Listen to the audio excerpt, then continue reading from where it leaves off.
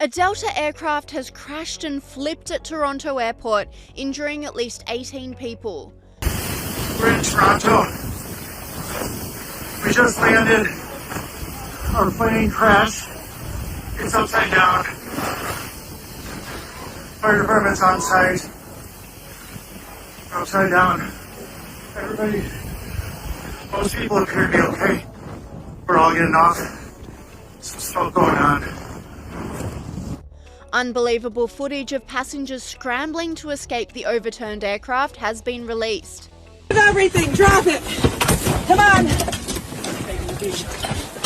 Don't take your video! Step on the right! On the right! And in true mainstream media style, instead of sticking to the facts of the incident, NBC bizarrely tried to link the Canadian disaster to US President Donald Trump. I did want to, underscore, to pick up on the conversation you were just having, though, in terms of the recent string of aviation incidents, Tom.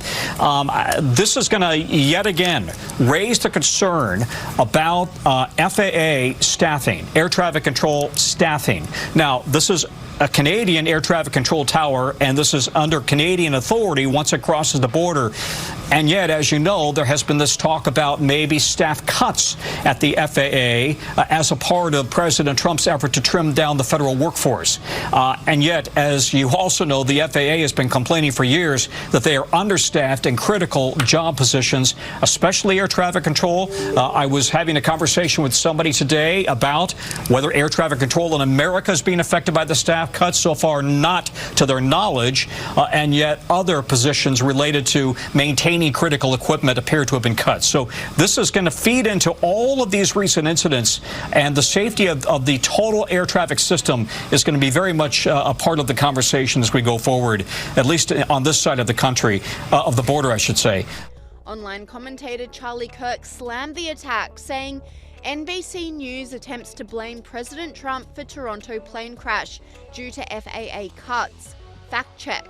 This happened under Canadian authority, under Canadian air traffic control. This commentator agreed, saying NBC's Tom Costello blames President Trump, Elon Musk and Doge for the Delta plane crash in Toronto. Yes, Toronto. These people are literal swine.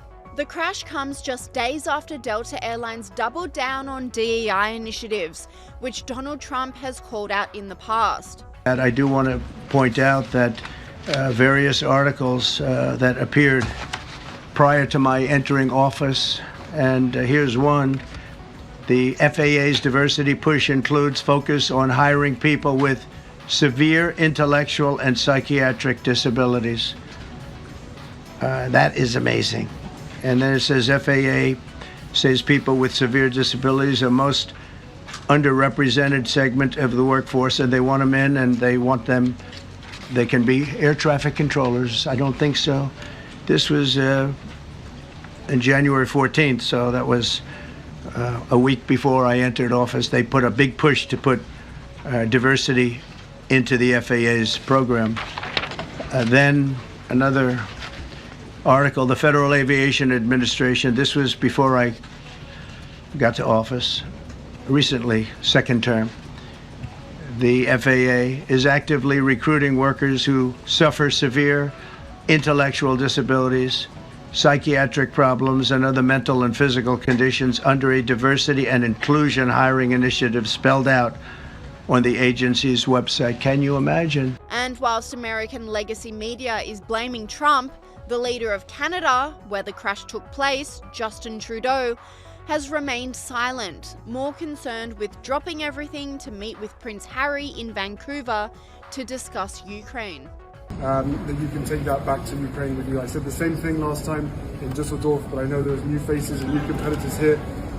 So the whole world, this whole Invictus community and the whole world stands with you. So take that back with you to Ukraine, and thank you for taking the time to come and join us, guys. It would not be an Invictus game without you.